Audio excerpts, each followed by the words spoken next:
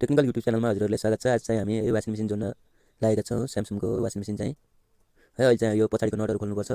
Washing machine जोड्दा चाहिँ 3टा not हुन्छ पछाडि। स्यामसङमा चाहिँ 3टा हुन्छ, एलजीमा 4वटा हुन्छ होला है। स्यामसङमा चाहिँ 3टा हुन्छ, 3टा नट खोल्नुपर्छ। यो चाहिँ मेसिन टाइट गरेर ल्याएको हुन्छ, त्यो भएर खोल्नुपर्छ है। हामी चाहिँ अहिले नट खोलिरहेको हौँ।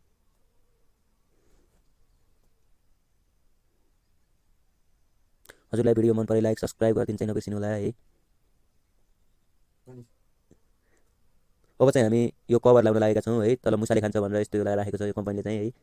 र कागज जस्तो छ, पेग जस्तो है। यसलाई चाहिँ कस्नुपर्छ। पछाडि कभर गर्नको लागि भनेर दिएको छ है। बाफ जानुपर्छ होला, त्यही भएर होला त्यो चाहिँ।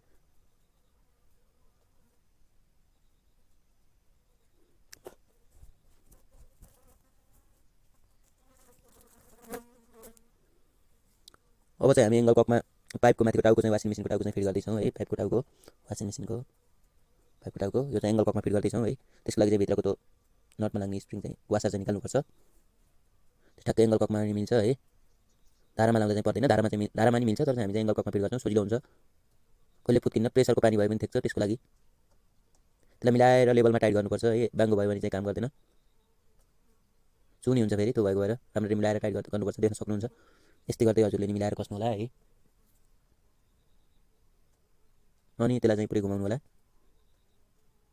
अनि त्यसलाई टक्क मिलाएर वासिङ मेसिनमा सेट गरिदिएपछि त्यो चाहिँ कम्प्लिट भयो है। हामी चाहिँ पानी दियौँ वासिङ मेसिनको लागि।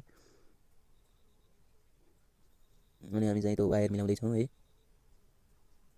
वायर चाहिँ निकाल्यौँ, अब मिलायौँ है। अब लाइट लागेका छौँ। अब खुट्टा हाल्छौँ वासिङ मेसिनका। यहाँ चाहिँ खुट्टा देख्न सक्नुहुन्छ। यो हाले चाहिँ पछि चाहिँ अल्लिने उर्ने केही हुँदैन है।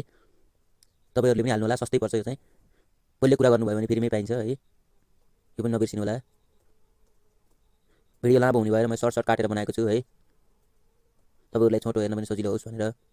ल हेर्नुहोस्, मेसिन चाहिँ अलरेडी चल्यो। त्यसको लागि चाहिँ मन पऱ्यो भने लाइक सब्सक्राइब चाहिँ गरिदिनु नबिर्सिनु होला। धन्यवाद। यही नै हो हाम्रो आजको लागि।